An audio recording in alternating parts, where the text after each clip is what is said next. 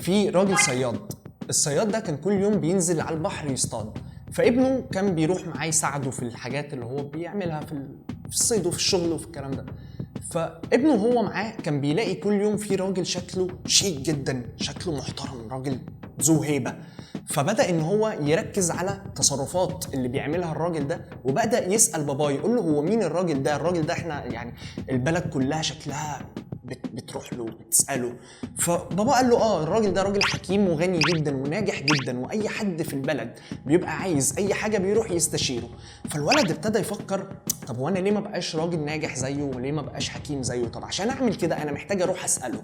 فراح ساله قال له عمو هو انا لما عايز ابقى ناجح وحكيم زيك محتاج ان انا اعمل ايه؟ فالراجل بص له وما ردش عليه.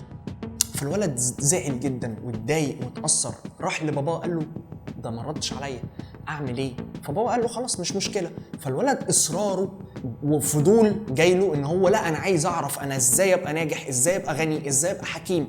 فتاني يوم راح له قال له يا عمو انا عايز ابقى حكيم وناجح زيك، محتاج ان انا اعمل ايه؟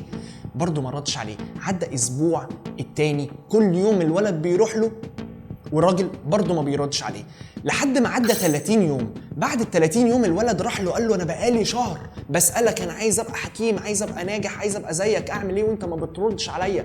فقال له خلاص قابلني تاني يوم الساعه 5 الفجر على البحر. الولد ما بقاش مصدق نفسه، هو انا ازاي ده رد عليا؟ طب في حماس، في حاجات. صحي من الساعه 4 وكان موجود قبل ميعاده ومستني الحكيم علشان يعلمه يبقى ناجح ازاي. فبالتالي جه الساعه 5 الراجل الحكيم جاله، بدأ يقول له فولو مي، انزل معايا الميه. هو انا علشان ابقى ناجح هنزل معاك الميه؟ طب ما كنت قلت كده من زمان.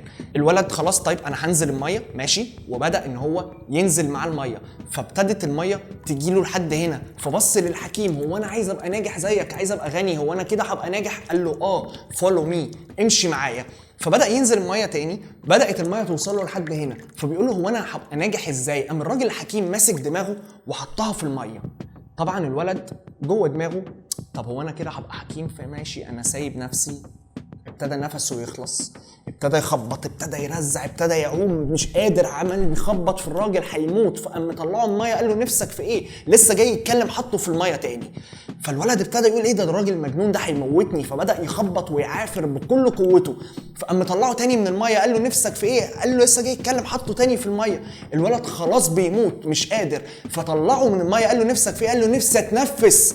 قال له لما يبقى الحلم بتاعك او الهدف بتاعك اهميته من اهميه الاكسجين اللي بيدخل جسمك، هنا انت هتحقق الهدف بتاعك. وهو ده النقطه اللي احنا هنتكلم فيها، هو هاو تو اتشيف تارجت. انا ازاي احط لنفسي تارجت او هدف معين واوصل له؟ طب عشان اوصل له لازم يبقى اهميته من اهميه الاكسجين بالنسبه لي.